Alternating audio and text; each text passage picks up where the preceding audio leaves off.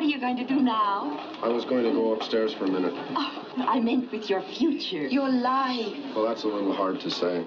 To be timeless is to be relatable decades after you've told your story.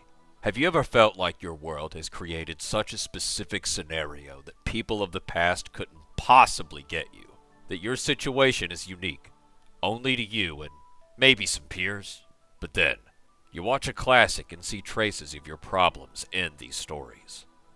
The anxiety, isolation, the social difficulties, the fear of your uncertain future, and the sense that nobody gets the protagonist of this tale. What is it? What is it? Except for you. Nobody's experiences are inherently unique or totally isolated. There's always someone who has felt the same or been in your shoes. Even if you don't think you've met someone like that, you can always reach out to a movie that might help you feel understood and seen. Do you feel like you lack a real life outside of a job you hate?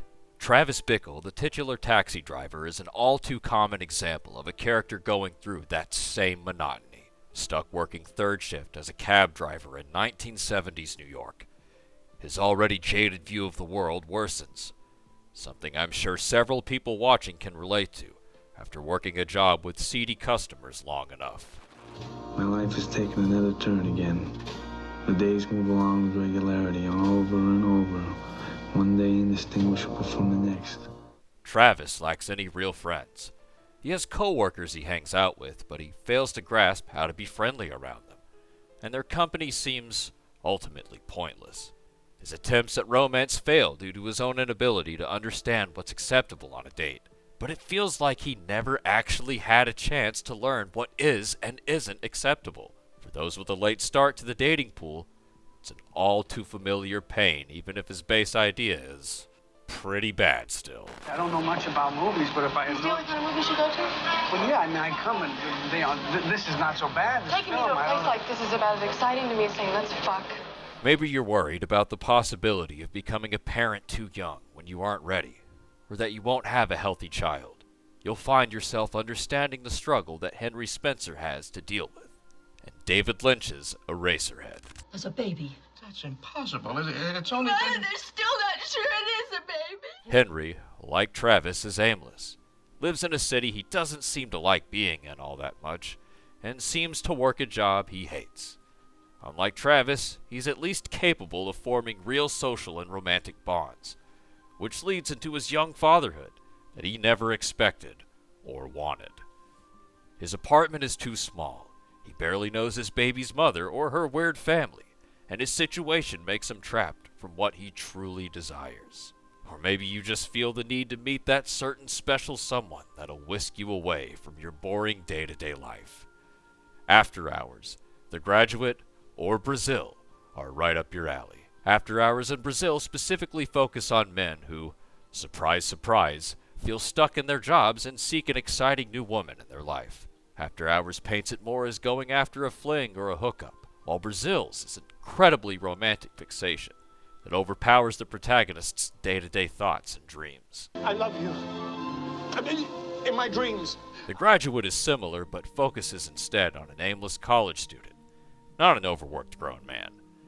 Dustin Hoffman's character Ben doesn't know what the hell he's doing, or what he wants to do. He seems aloof and bored, just wandering through life during his break from school until he's seduced by his much older neighbor. It's a spark of something new, something to spice up his boring lost days, something that we've all craved. It's that same craving of anything new and exciting that the protagonists of After Hours and Brazil face. The same craving I find myself, the writer, not the narrator, in all too often. It's that exact feeling that led me to being in similar situations that Griffin Dunpall's character was in After Hours. Obviously, his is far, far more wildly extreme, but who hasn't had an awful night from pursuing a romantic interest? What do you want from me? What have I done? Even with his story taking place over 40 years ago, no cell phone, no dating apps, and no socials, his struggle is as prevalent today as it was back then. For me, the writer again, I personally relate extremely to a character I don't see mentioned hardly at all in these discussions or memes of the literally me archetype. Close Encounters of the Third Kind's Roy Neary is a man I find too much of myself in. His complete obsession pushes those around him away, as they can't seem to grasp what he wants. A fixation so all-encompassing, it dominates his entire life. When Spielberg made this movie, of course he was an avid alien and UFO nerd, but it's clear the obsession that Roy has was inspired by Spielberg's love to make films. His real-life drive and passion created a rift in his life, just as Roy's own intensity to understand what he saw does for those in his. Something I admittedly fear could happen to me one day.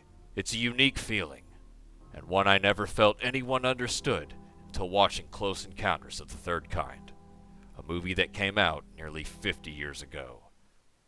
You aren't alone. There's always someone out there who understands you, and sometimes it takes putting on a classic to feel that. That's why I recommend every last one of these films.